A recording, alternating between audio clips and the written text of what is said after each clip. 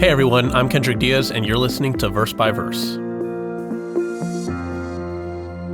There are a lot of generally good people out there, wouldn't you agree with that?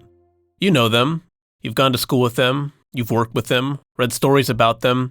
They're the people who just try to do the right thing as best they know. Now, they may not be Christian, but guess what? They obey the law like you do, they work hard like you do, they support their families, they're present in their communities, they give money to people when they need it. You know, generally good people, and they're everywhere. But I think sometimes we can make the mistake of comparing the larger number of relatively good people to the smaller number of outright evil people, and think God really only has a few bad apples to take care of. That most people are all right, and just need a little nudge in the right direction before they'll be in good shape. But the Bible tells us that the problem is much bigger than that. So here's our scripture for today. Colossians 1:21 through 22.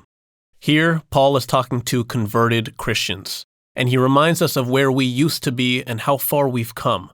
But in doing that, he's also telling us where the rest of humanity currently is, and will continue to be unless there's change. He says, "And you, who once were alienated and enemies in your mind by wicked works." Let's stop there. That's what the New King James Version says, but here's what the Revised English Bible says. You yourselves were alienated from God, his enemies in heart and mind. Wow. Note that. The problem with human beings, even the generally good ones, isn't just that they're a little apathetic toward God and need a small perspective shift. It's much more serious.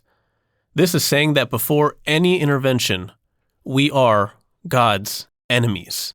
That means our nature, who we are at our core, is hostile toward the being that gives us life and breath. That hostility doesn't always manifest the same way or to the same degree, but somewhere buried in our thinking is some resentment. Resentment against the idea of a God who can command our entire lives. Resentment against the idea that there's only one right way to live and no alternatives. Resentment against the reality that we owe God total submission. Think about Paul's audience here. The Colossian church was made up primarily of Gentiles, but there were also Jews. The Jews were taught about the real God as children.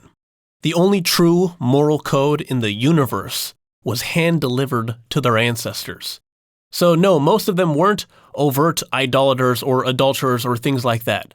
A lot of them knew better than that. And yet Paul didn't qualify his statement. He said, you were alienated from God and enemies in your mind. Being generally good isn't good enough. That doesn't mean we shouldn't cheer for people when they do something good, but we have to keep in mind the big issue facing each and every human being. There's an underlying spiritual problem that puts us at odds with our Creator. And fixing that isn't as simple as just incorporating a few good habits into someone's life, like going to church every week or praying or something. There's a complete change in thinking that has to happen. Generally good people can't make that change on their own. Blatantly evil people can't make that change on their own. For those of us who have been converted, it's not a change we made by ourselves.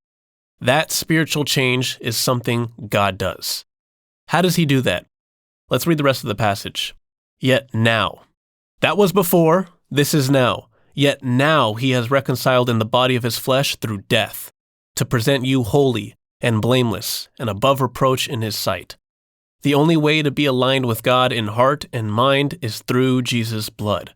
It's his sacrifice that alone has the power to deal with the hostility. There's a lot of work to be done in transforming humanity. Fortunately, we've been reconciled to God and can enjoy the intimate relationship that comes through his Son. And yet we won't be the only ones. God will reconcile others as well, including both the generally good and the outright evil. Everyone will be given the opportunity to change from being an enemy to becoming his child.